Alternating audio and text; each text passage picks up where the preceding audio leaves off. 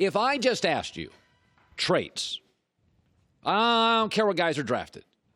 I don't care about TV. If I said what matters for quarterbacks, winning, productivity, consistency, leadership, health, focus. Do you really love football?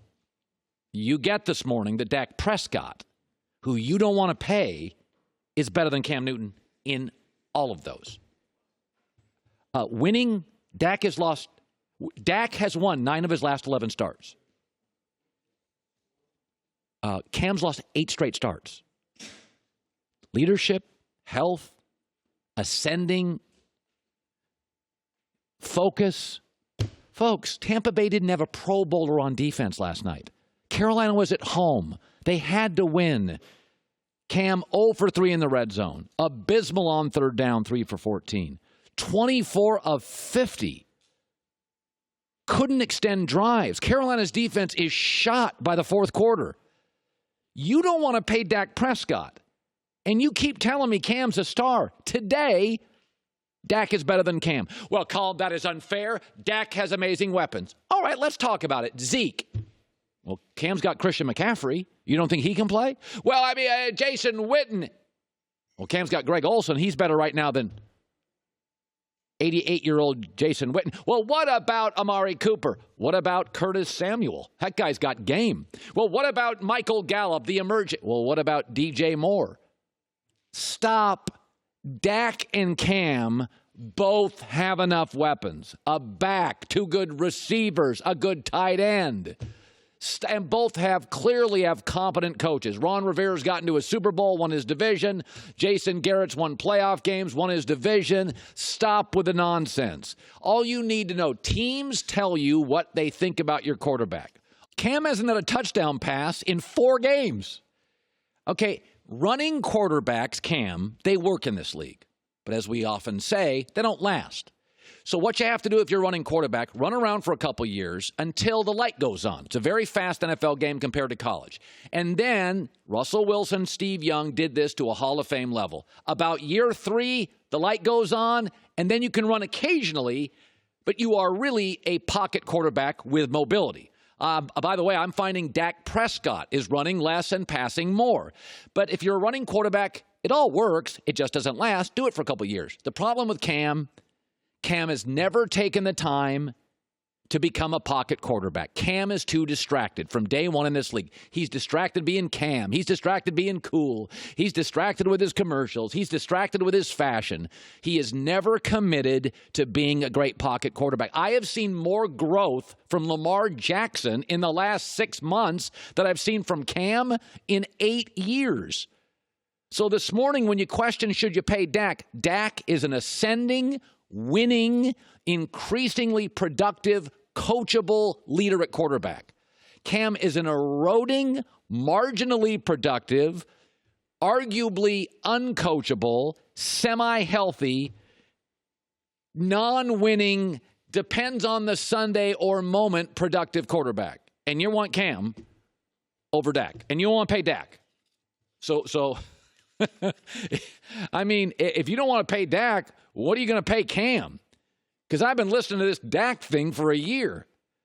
Those 2 staffs last night did not trust their quarterbacks. Tampa Bay wants to run the ball, and they don't want to hike the ball to Cam in a big spot. I watch Dallas every year. Dak attempts up, productivity up, winning up, trust up. I mean, Superman's over. When Superman can't reach over the goal line and get a yard, they won't hike him to it.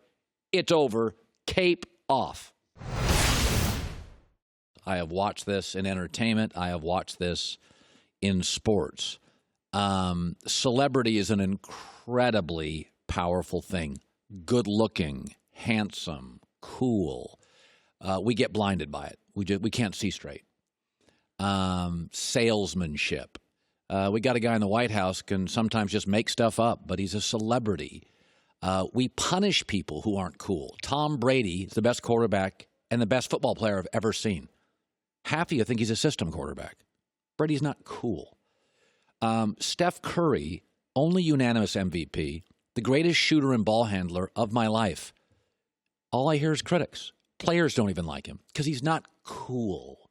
He's not fashionable. Cool blinds us. Celebrity blinds us. Beautiful blinds us. Handsome blinds us. And Dak, Peyton Manning, Russell Wilson, they're not cool. And so they've got unbelievable critics, despite all they do is win. All Dak does is win. All Curry does is win. All Brady does is win. But there's Cam Newton and Russell Westbrook. And when you're fashionable and cool and handsome, it blinds us. Proof has no value. It has no value. Cam Newton can't throw the ball accurately. He's a quarterback. He's lost 8 straight starts. 4 straight games without a touchdown, with 2 good receivers and a star running back. People can't see it. They're blinded by it. Russell Westbrook can't shoot. There's never been a player in NBA history, first 7 years can't shoot. Year 8, brilliant. Russell can't shoot. The league has moved away from Cam. It's now a precision league. The league has moved away from Westbrook. Guards got to hit threes, or you're of very little value. You have to hit threes. Westbrook not only doesn't, he's awful. He's the worst in the league. But they're both fashionable and cool and kind of iconic and hip.